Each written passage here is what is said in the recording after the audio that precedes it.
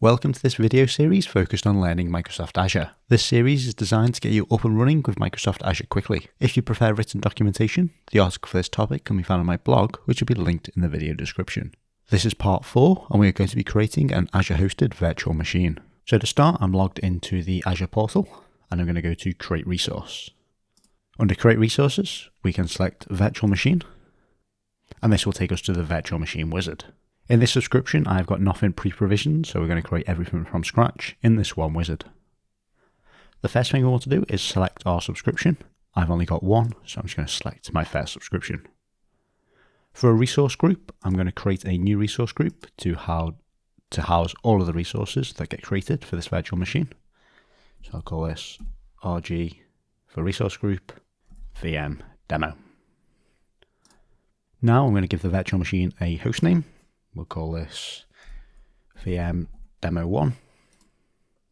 And now we need to select the region that we want to host our virtual machine in. I'm in the UK, so I'm just going to search UK and select UK South. For availability options, you have a couple of different options you can set to maximize the availability of a specific server.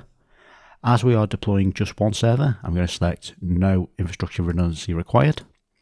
However, if you're deploying multiple of the same type of virtual machine that host the same application, you can select, for instance, an availability zone, and then you can split the virtual machines across different zones. So if any of the zones have, for instance, a power failure or a network failure, the other server should not be impacted. There's other types such as scale sets and availability sets, but we're not really going to cover them in this video. We're just going to select no redundancy required. Now we can select the security type. We can either have a standard security or a trusted launch virtual machine. The trusted launch virtual machine lets us enable things such as secure boot, virtual TPM, and integrity monitoring. So I'm just going to leave that set on trusted launch virtual machine. Now we can select the image that we want to actually deploy. So this is the version of Windows. These are some of the recommended ones, which recommend Windows Server, the latest versions of Windows Server, as well as some Linux versions. You can press Save All Images and it will give you a list of everything you can deploy, but I'm just going to select Windows Server 2022 Data Center Azure Edition. We do have the option to set Azure Spot discounts. I'm not going to select that. An Azure Spot discount gives a reduced rate at how much the virtual machine costs to run. However, it can be evicted, so Microsoft can just turn it off whenever they want if their resources become low and they need to deprovision the server so someone who is paying a higher amount can have their resources. I'm going to leave that unticked. This is now where we select the size and the specification of the server that we want. I'm going to press Say All Sizes, and this will give us a list of all of the VM sizes.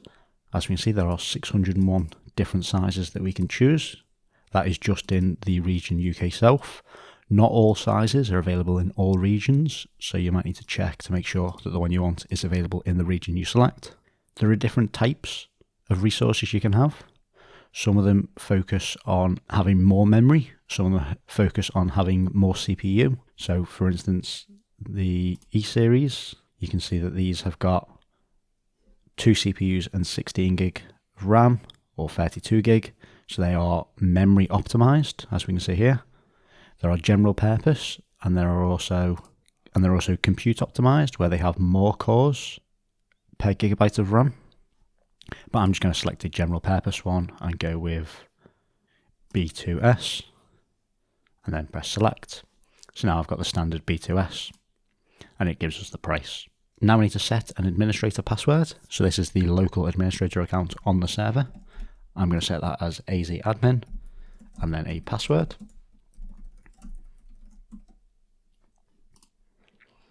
Under inbound port roles, I'm going to turn these off because we're going to set them later. But this basically allows what ports do you want to be enabled from the internet. So I'm just going to select none, and then we'll set them later. If you've already got existing Azure Hybrid Benefit licensing, you can tick the box and agree to the terms, and it will reduce how much it costs per month, as this price includes the Windows licensing. I'm going to press next and go onto the disks. Here we can specify what we want for the operating system disk. I generally always leave it on premium SSD for the operating system, because the standard SSD and the standard hard drive are quite slow. So for the operating system, I leave it on premium SSD and then leave all these as default.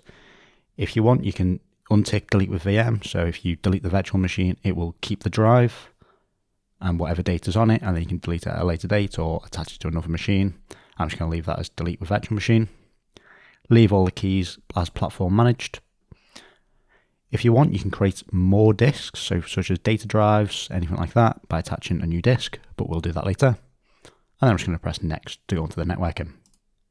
On the networking page, this is where we can either attach it to existing virtual networks or create new ones. As we don't have any, this is going to create new virtual networks on the 10 range. So I'm just going to leave it as that.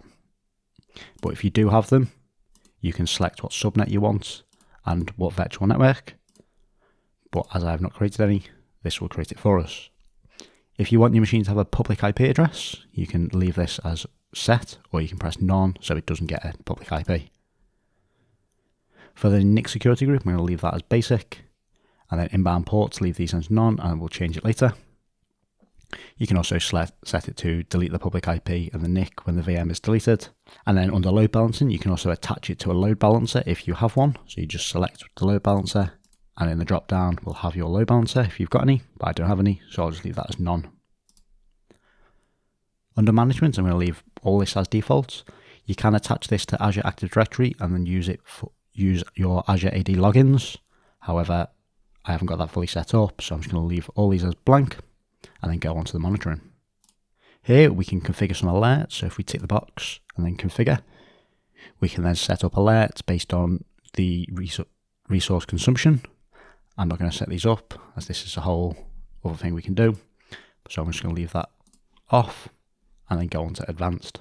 In advanced, we can set up extensions and VM applications to do whatever we want. If you can script it with PowerShell, you can do it through an extension.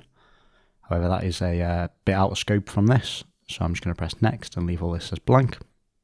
Under tags, these are just key value pairs, so you can set, for instance, a cost center and then a value of whatever department, so you can easily allocate billing. I'm not going to set any of these, and we can go over to review and create. On this final page, it will just validate all of our settings. It will tell us how much it's going to cost, all of the settings that we have configured. If we're happy with that, we can just press create, and it will automatically start the deployment and then deploy it all, and then let us know when it is done. Now that says the deployment has been complete, we can just select the resource group, and it will take us to the resource group that was created that houses all of our resources. So we can see we've got the virtual machine, we've got the virtual network, the IP address, the network security group, the network interface for the server, as well as the operating system disk. If we click the virtual machine, it will take us to the virtual machine panel. Here we can see a number of things about the machine. We can see what resource group it's in. We can see that it's running and the location, which is UK South. We can see the subscription, what operating system it is and the size, as well as multiple other properties as if we scroll down. So to connect to this virtual machine, we can press connect and then connect over either RDP, SSH or Azure Bastion. In this demo, I'm just going to use RDP. As we can see here, this is just going to check a couple of things, make sure that it's running, that the server has a public IP address, and that the ports are set up correctly. Here, we've now got a red X to say that the ports are not set. That's because as we were deploying the machine, we selected no inbound access. So if we go over to networking on the left-hand side, we can see all of the rules. So by default, we've got any source address to any internal address, it will deny it, unless it is from a virtual network to virtual network, or from the Azure load balancer to the virtual network, or any, it will allow, but our external to internal rule is going to be blocked. So if we do add inbound port rule, and then do the source as any, which will include the internet, and then set the destination to the IP address of the server, which is 10.0.0.4. So I'll just select the IP address and then type 10.0.0.4.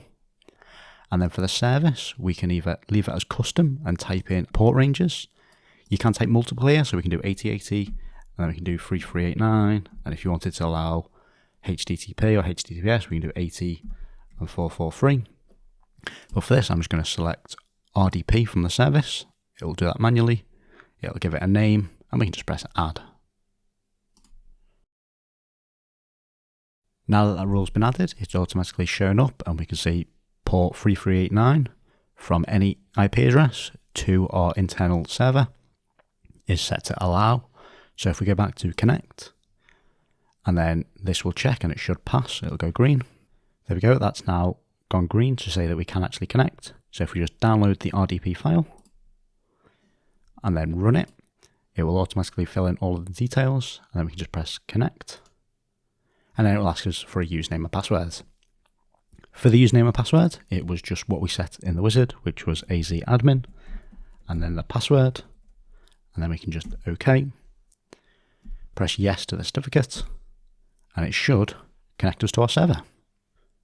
Now that's connected, you'll probably notice that it looks exactly the same as any other Windows Server 2022 instance that you've used, and that is because it is. It's just instead of it being hosted locally on a physical server that you own, it is hosted in Microsoft Azure. What we can also do is we can add more disks to the server. So if we open up File Explorer and then go to this PC, we can see that we've got our standard C drive, which is 126 gig. That is where all our operating system is installed. We've also got temporary storage. I wouldn't store anything in here, as every time the server reboots or gets moved host, you will lose whatever's in here. So this, I wouldn't really put anything in there. But if we want to add another drive, we can go back to our Azure portal, come down to disks on the left hand side of our virtual machine, create and attach a new disk. We can give the disk a name. I'm just going to give it VM demo1 underscore disk 2. We can select what type we want, premium, standard or standard hard drive. I'm going to leave that as premium SSD. We can tell it how big we want it, so I'm going to give it 20 gig. If we go on the edit and then change, we can see all of the sizes that are available, and we can also select a performance tier. So if I just select the 32 gig, by default it goes a P4 performance, which has 120 IOPS and a 25 gig throughput, but we can change that. So we can set it to, say, a P20, which will give us more IOPS and a higher throughput. So press OK to that, and then OK. And then once we've added that and we're happy with it, we can just press save. That will then create the disk and then attach it to our server. Now that's finished, if we go back to our virtual machine, we'll see it hasn't actually added yet. That's because if we go to disk management, we can see that it needs to be initialized. So we'll initialize it on GPT. And then we can see it's now unallocated. So if we right click, new simple volume, we can do next, next, give it a drive letter, press next, and then give it a name. So I'll just call this data, and then next, and then finish. And then we can see that we've now got an F drive of 32 gig. Once you're finished with the server, if you turn it off within Windows, that will shut it down, but it won't actually deallocate the resources. So now that's shut down. If we go back to the overview of the server, we can see that it's running. And then if we refresh, that should turn to shut down or stopped. There we go, that's now saying stopped. But even though that is stopped, you're still going to get billed for the full amount because it's not actually deallocated. So what you have to do is, once it's actually turned off, press stop in the Azure portal and then stop the virtual machine. Then that will update, and then it will go to deallocating, and then after a minute or so, it will go to stopped deallocated. There we go. That's now been stopped and deallocated, so you're no longer going to get billed for the virtual machine even when it's off. The only thing you will do is, if you've got disks, you'll still be charged for the storage, but the actual main cost of the compute will no longer be billed. Once you've actually finished with the VM and you want to fully delete it, you can either delete it here, or if you go back to the resource group, you can tick whatever resources you no longer need and press delete, or you can just delete the entire resource group by pressing delete resource group. You can then copy the resource group name, paste it in the confirmation box, Tick force delete and then press delete, and then that will go through and delete all of the resources within this resource group, and then delete the resource group, and then you'll no longer be billed for the resource. That's how to create a virtual machine in Microsoft Azure.